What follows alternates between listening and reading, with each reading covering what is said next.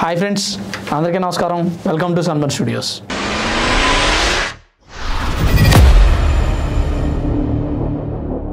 రాజ్యాంగాన్ని ఒప్పుకోలేదని గాంధీజీని గాడ్సే చంపేశాడంట. ఈ మాట నేను చెప్పట్లేదు, రాహుల్ గాంధీ గారే చెప్తున్నారు. ఒకసారి ఈ వీడియో చూడండి. अच्छी तरह समझना होगा, ये संविधान आरएसएस और बीजेपी नहीं लाई. जिस व्यक्ति ने, गांधी जी ने इस संविधान के लिए जिंदगी दी, उसकी हत्या की गई. गोडसे ने गांधी जी को गोली से मारा.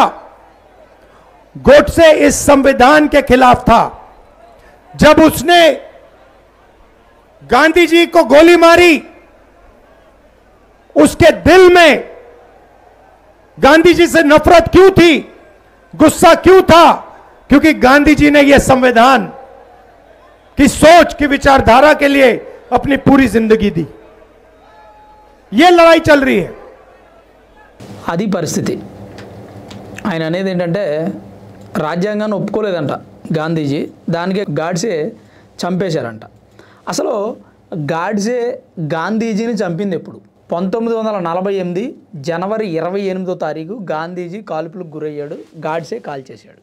1949 నవంబర్ 15న గాడ్సేని ఉరితీసింది భారత ప్రభుత్వం. 1949 నవంబర్ 26న రాజ్యాంగానికి ఆమోదం తెలిపింది భారత ప్రభుత్వం. 1950లో రాజ్యాంగం అమలైంది.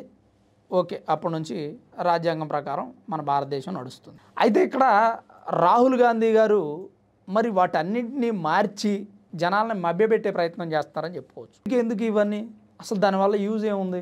దేనికి అట్లా ప్రాపకాండ చేసుకోవడం, తప్పుడు సమాచారం జనాలకు, ఓటర్లకు ఇవ్వడం అంటే, ఈ ఓటు అధికార యాత్ర ఉంది కదా, దాంట్లో ఏమన్నా ఓట్లు రాలుతాయేమో, నెక్స్ట్ ఎలక్షన్కైనా మనం గెలుస్తామేమో అని చెప్పి ఆయన ప్రయత్నం. ఒకవేళ ఓట్లు రావాలి, గెలవాలి అనుకునేలాగైతే ఇలాంటి తప్పుడు సమాచారం ఇవ్వాల్సిన అవసరం లేదు. ఎందుకు ఇలాంటి మాటలన్నీ మాట్లాడుకోవడం? దానివల్ల ఉపయోగం ఉంది. ఇప్పుడు నేను ఈ మాట చెప్తుంది రాహుల్ గాంధీ గారిని ఏదో బ్లేమ్ చేద్దామని కాదు. ప్రతి విషయంలోనూ ఆయన ఇలాగే మాట్లాడతారు.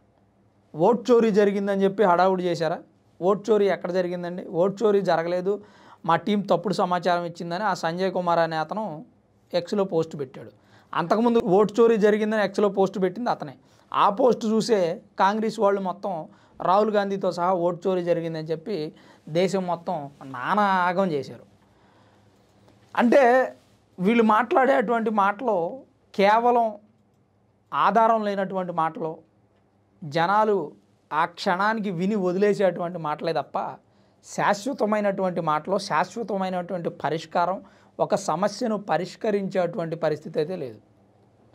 అలా ఆయన ఓటు అధికారి యాత్రలో మాట్లాడుతున్నటువంటి మాటలన్నీ అట్లనే ఉన్నాయి. ఇప్పుడు ఆయన ఇంకొక మాట మాట్లాడుతూ ఉన్నారు. అదేంటంటే, బీహార్ పాగల్పూర్లో ఆయన పర్యటించారు ఓటు అధికారి యాత్ర సందర్భంగా. అక్కడ ఉన్న ప్రజలతో మాట్లాడుతుంది ఏంటంటే, ఎస్సీ ఎస్టీ దళితుల్ని అస్సలు బీజేపీ ప్రభుత్వం పట్టించుకోలేదంట. స్వతంత్రానికి ముందు కూడా ఎస్సీ ఎస్టీలకి దళితులకి వాల్యూ లేదంట. స్వతంత్రానికి ముందు ఎవరుందండి? బ్రిటిష్ వాళ్ళ పరిపాలన కదా. సరే, అప్పుడున్నటువంటి కొంతమంది అగ్రకులాల వాళ్ళు ఎస్సీ ఎస్టీలను పట్టించుకోలేదు, దళితులను అంటే అది ఓకే. మరి స్వతంత్రం వచ్చిన తర్వాత కూడా పట్టించుకోలేదని ఆయన చెప్తున్నారు. స్వతంత్రం వచ్చిన నాటి నుంచి మొన్న బీజేపీ గెలవడానికి ముందు వరకు పరిపాలించింది కాంగ్రెస్ వాళ్ళు కదా. మరి దేశంలో అలాంటి పరిస్థితిని ఎందుకు రూపుమాపలేకపోయారు? అగ్రవర్ణాల అజమాయిషిని కాంగ్రెస్ ఎందుకు కంట్రోల్ చేయలేకపోయింది?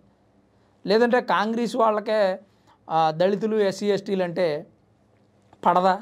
మనం అది కూడా మాట్లాడుకోవచ్చు ఒక రకంగా. ఆయన మాట్లాడుతున్నటువంటి మాట అయితే అదే నాకు తెలిసి. ఇంకోటి ఏంటంటే, ఆయన ఒపీనియను బీజేపీ ప్రభుత్వం వచ్చిన తర్వాత ఓట్లు చోరీ చేయడంతో పాటు తప్పుడు చట్టాలు తెచ్చిందంట. అలాగే కొన్ని తప్పుడు సవరణలు కూడా చేసిందంట. ఆర్టికల్ 317 రద్దు చేయడం కానీ, లేదంటే వక్ఫ్ బిల్లు చట్టంలో సవరణలు చేయడం కానీ, అలాగే నోట్ల రద్దు చేయడం కానీ, జీఎస్టీ తేవడం కానీ, ఇవన్నీ తప్పుడు చట్టాలంట. తప్పుడు నిర్ణయాలు తీసుకుంది బీజేపీ ప్రభుత్వం అని ఆయన చెప్తూ ఉన్నారు. మరి ఎంతకాలం కాంగ్రెస్ ప్రభుత్వం మరి ఏ నిర్ణయాలు తీసుకోలేదు? దేశాన్ని ఏ రకంగా పరిపాలించగలిగారు? 50 సంవత్సరాలు ఏం చేయగలిగారు అనే దానికి ఆయన దగ్గర ఆన్సర్ లేదు. దాంతోపాటు ఓటు దొంగ మోదీ గారు ఓటు దొంగ అంట. ఓటు దొంగ బీహార్ వచ్చాడు, ఓట్లు దొంగతనం గురించి ఏం మాట్లాడలేదు, మళ్ళీ వెళ్ళిపోయాడు, ఎస్ఐఆర్ గురించి కూడా మాట్లాడలేదు అని చెప్పి మాట్లాడుతుంది. మనం ప్రతిసారి రాహుల్ గాంధీ గారి గురించి మాట్లాడుకొని మనకైతే బోరు కొడుతుంది. ఎందుకంటే ఓట్ చోరీ గురించి మాట్లాడుతున్న రాహుల్ గాంధీ కొన్ని రాష్ట్రాల్లో ఓట్ చోరీ జరిగిందని ఆరోపిస్తున్నారు. మరి అటువంటప్పుడు ఆయన గెలిచిన రాష్ట్రాల్లో మాత్రం ఓట్ చోరీ జరిగిందని చెప్పరు. ఈ విషయం మనం ఆల్రెడీ గతంలో మాట్లాడుకున్నాం. ఇప్పుడు అది కాదు అసలు టాపిక్. మోదీ గారు ఓట్ చోరీ గురించి మాట్లాడలేదంట.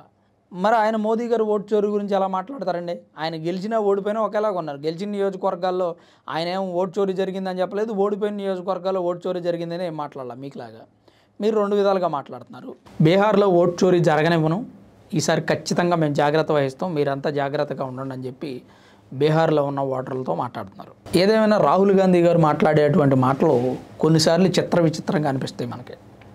ఇప్పుడు ఓట్ చోరీ జరిగిందని చెప్పడం కానీ, ఆయన గెలిచిన కాన్స్టిట్యున్సీలో ఎన్నికలు బాగానే జరిగినాయి అని చెప్పడం కానీ, రాజ్యాంగాన్ని వ్యతిరేకించినందుకే గాంధీజీని చంపేశాడు గాడ్సే అని చెప్పడం కానీ, ఇంకా అట్లా గతంలో కొన్ని సంచలనమైనటువంటి ఆరోపణలు చేశారు సరైనటువంటి అవగాహన లేకుండా. ఆయన మాట్లాడినటువంటి మాటలు నాకైతే ఏమీ అంతేమనిపించలా, అంత ప్రభావితం చేస్తే జనాలను కూడా నేను అనుకోవట్లా. ఆయన ఏదో తెలిసిన స్క్రిప్ట్ ప్రకారం మాట్లాడుతున్నారు, లేదంటే ఇంకేదైనా మాట్లాడుతున్నారో తెలియదు. కానీ ఏమో మరి ఈ ఓట్లుగా ఎంతగా మారుతాయో తెలియదు. అసలు రాహుల్ గాంధీ మాటల మీద మీ అభిప్రాయం ఏంటి? అలాగే రాజ్యాంగాన్ని వ్యతిరేకించినందుకే గాంధీజీని చంపేశారని ఆయన అంటున్నారు, దాని మీద మీ అభిప్రాయం ఏంటి అనేది కామెంట్ రూపంలో తప్పకుండా తెలియజేయండి. Thanks for watching this video. This is Ram signing off sunburn studios.